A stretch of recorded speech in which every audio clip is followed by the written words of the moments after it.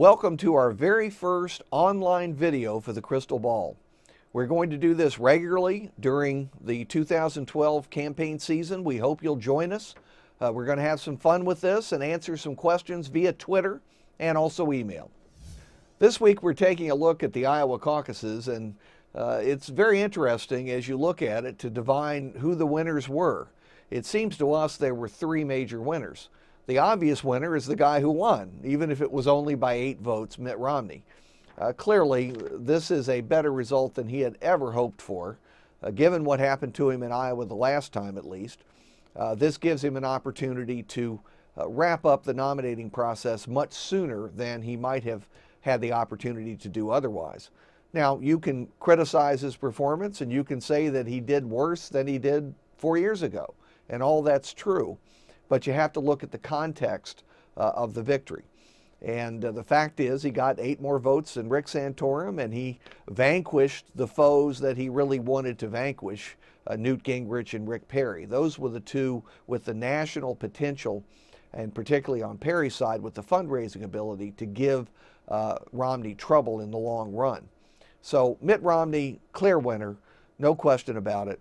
The second winner is no doubt Rick Santorum. After all, he could easily have been left for dead in the cornfields of Iowa. And instead, he has emerged as potentially the strongest conservative challenger to Mitt Romney going forward.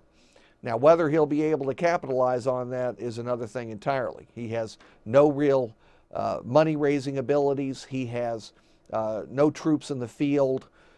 You remember that Perry and Gingrich were properly criticized for not making the Virginia ballot.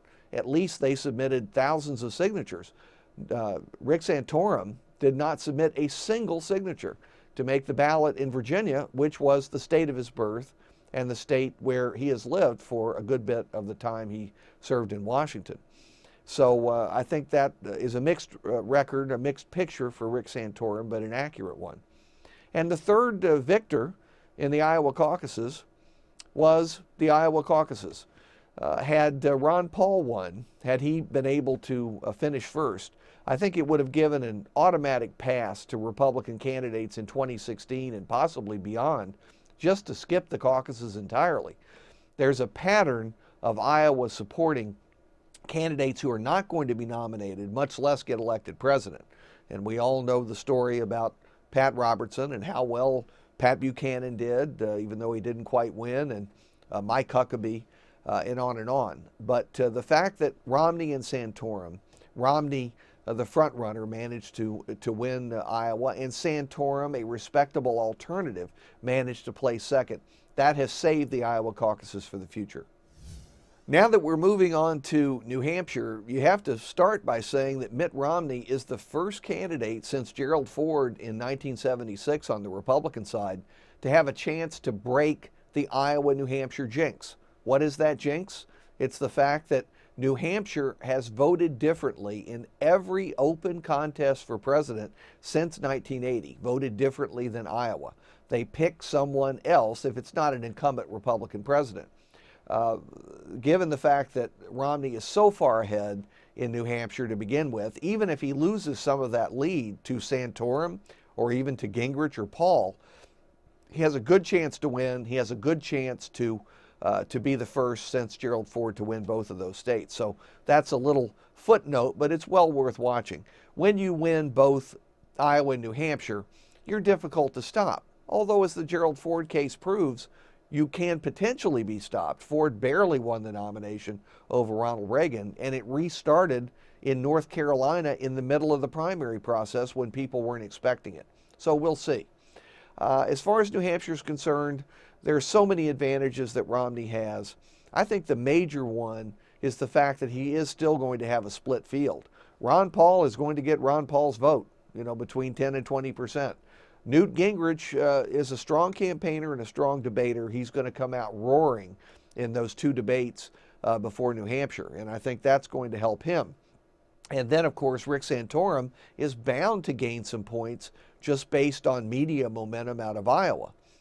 Obviously, Mitt Romney is going to use his superior resources to remind Republicans what they don't like about Newt Gingrich and Ron Paul and teach them what not to like about Rick Santorum.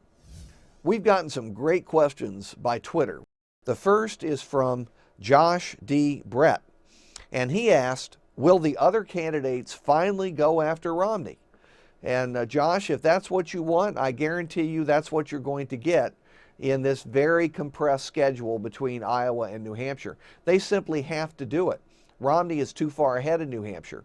Now, the problem, as always, is going to be resources. Ron Paul has more than the other opponents to Mitt Romney, and he will certainly criticize Romney. He'll probably also criticize Gingrich. Newt Gingrich is loaded for bear.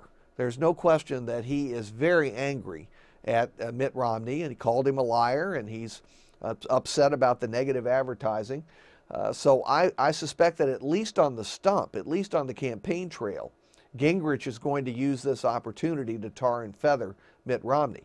And Rick Santorum will also be very tough on Romney, though I think it will be a different kind of tough. It will be less personal, more on the issues, geared to calling Romney a liberal Republican, a rhino, linking him to John McCain, who conveniently is endorsing Mitt Romney. So you're going to see a lot of fireworks and a lot of negatives all the way around. It isn't as though Mitt Romney is going to sit there and not define his opponents, as he's done so well through his super PAC to this point. The second question from Twitter comes from Paul R. Hedges, and he asks, how in the world does the GOP shed Ron Paul without spawning a deadly third party?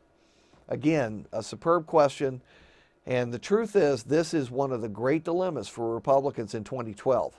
If Ron Paul chooses to run as a libertarian, I don't think there's any question that he will take a substantial number of votes away from the Republicans, far more from the Republicans than from the Democrats. I'll grant you some of the people who will vote for Paul wouldn't vote otherwise, so you have to include that component too. Thank you all very much for taking a little time and joining us for our debut performance in this online video of the crystal ball. We'll be back next week to talk about the results from New Hampshire. In the meantime, if you have questions that you would like us to answer in this video format, please send them on.